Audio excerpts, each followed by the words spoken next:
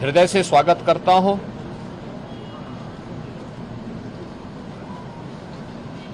यह सत्र हमारे लिए अत्यंत महत्वपूर्ण सत्र है। वैसे भी विधायिका आम जन की आवाज को शासन प्रशासन तक पहुंचाने का एक महत्वपूर्ण माध्यम होती है।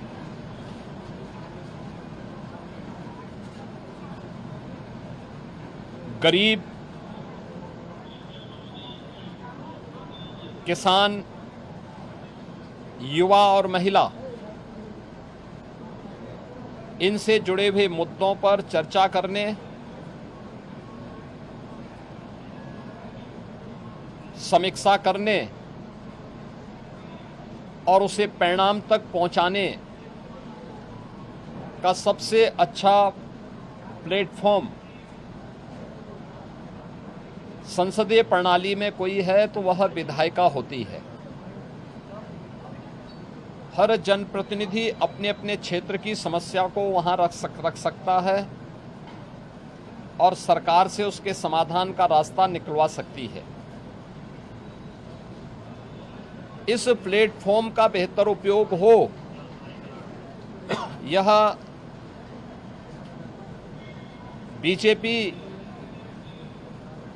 के नेतृत्व में चलने वाली एनडीए सरकार की सदैव से प्राथमिकता रही है और डबल इंजन की सरकार इसके लिए पूरी प्रतिबद्धता के साथ कार्य भी कर रही है।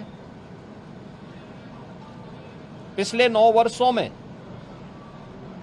इसी संवाद से जनप्रतिनिधियों के द्वारा उठाए गए मुद्दों की समीक्षा करने के उपरांत बनी हुई योजनाओं के माध्यम से ही हम प्रदेश में कुछ बेहतर करने का प्रयास कर पाए हैं।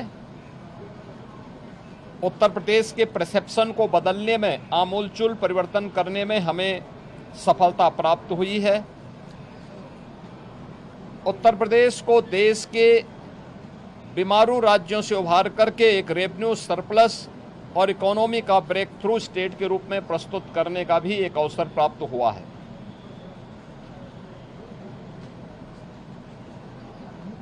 सदन के समय का बेहतर उपयोग हो और प्रत्येक विधानसभा क्षेत्र से जुड़ी हुई आवाज को सदन के पटल पर रखने और सदन में उस पर चर्चा परिचर्चा कराने का एक अवसर प्राप्त हो सके। मैंने कल दलीय नेताओं की बैठक में भी और समय समय पर भी सभी माननीय सदस्यों से इस बारे में आग्रह किया है।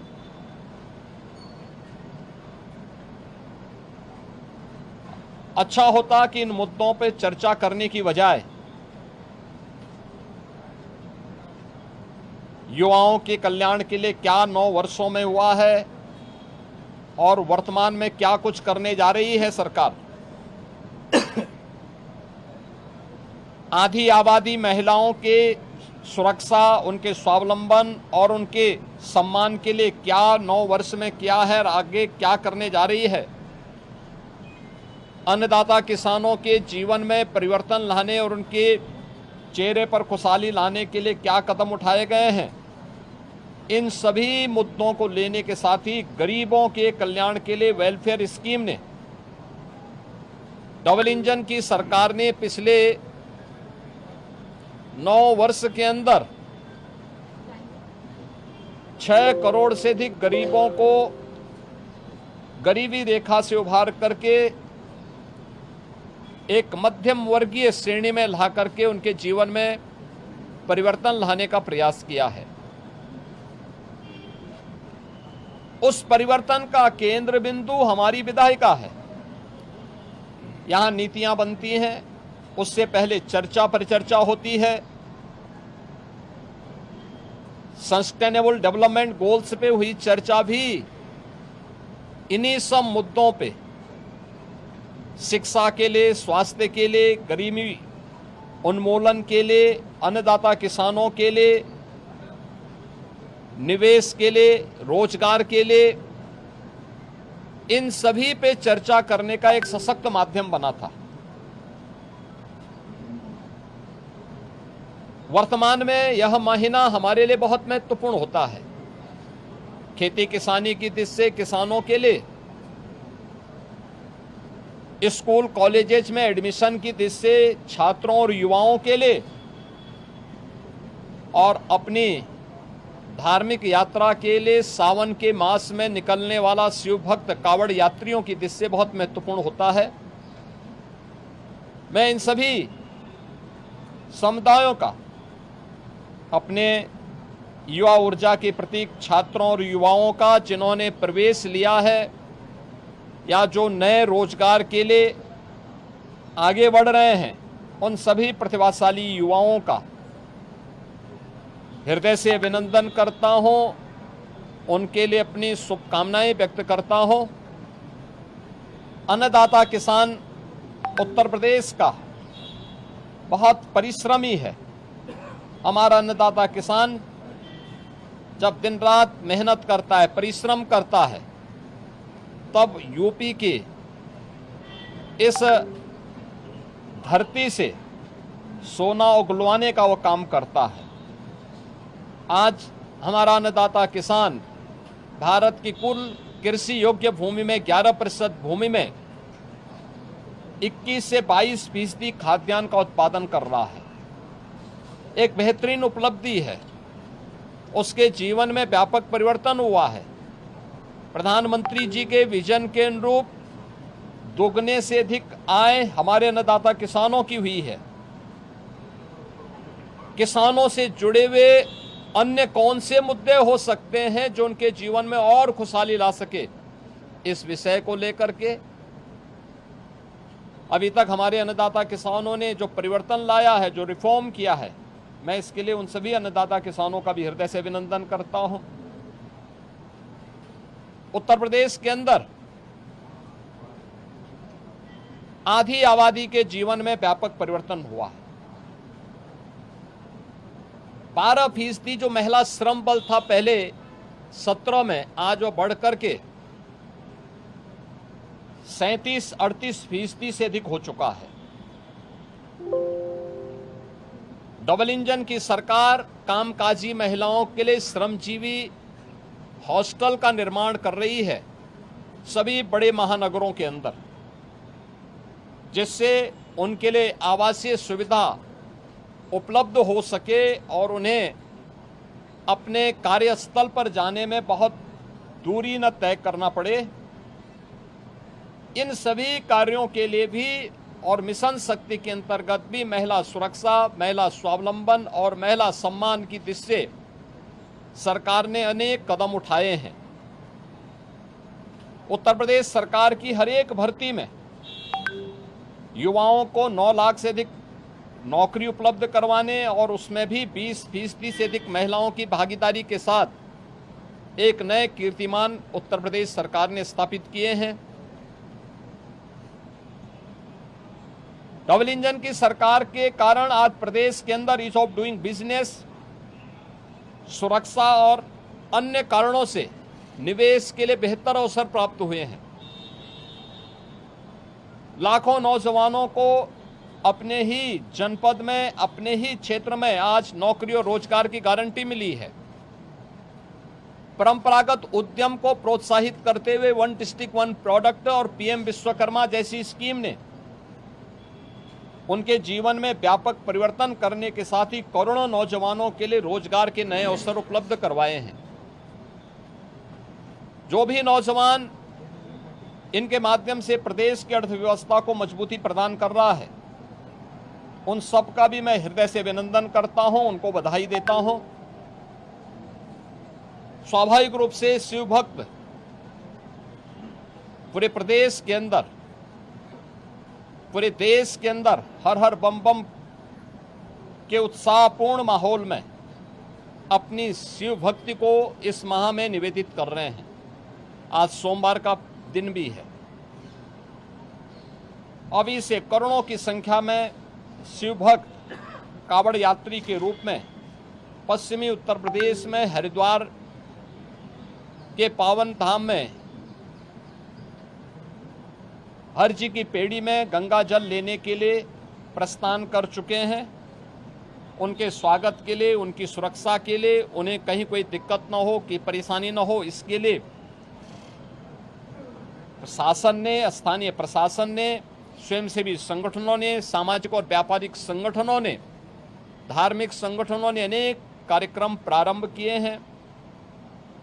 हमारे माननीय सदस्यगण भी इस कार्यक्रम में भाग लेने के उत्सुक हैं और इसीलिए 7 अगस्त से उन्हें उन कार्यक्रमों में भाग लेने का अवसर प्राप्त होगा। मैं सभी कांवड़ यात्रियों का भी हृदय से स्वागत करता हूं, उनके प्रति भी अपनी शुभकामनाएं व्यक्त करता हूं।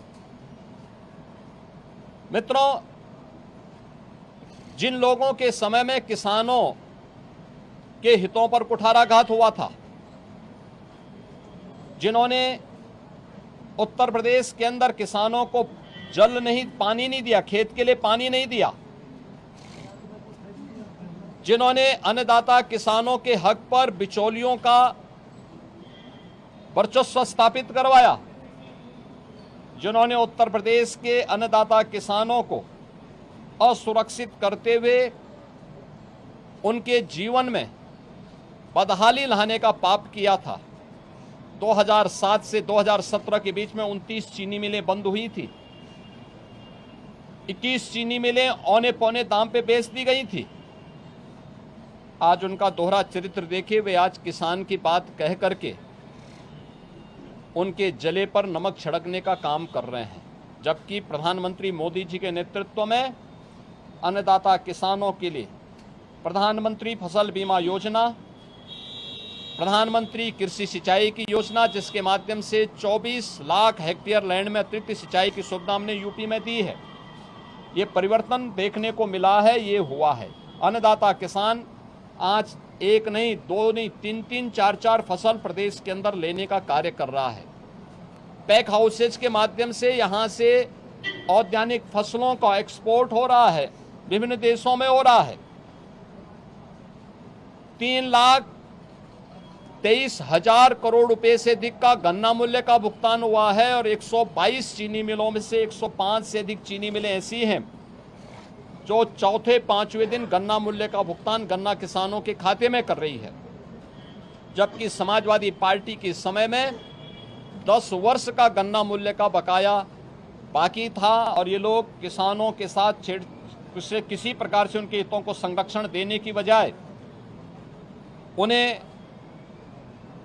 आत्महत्या और पलायन करने के लिए मजबूर करते थे। उनके ट्यूबवेल सुरक्षित नहीं थे। आज 16 लाख ट्यूबवेल में फ्री में बिजली उपलब्ध करवाने का काम ये डबल इंजन की सरकार करा रही है।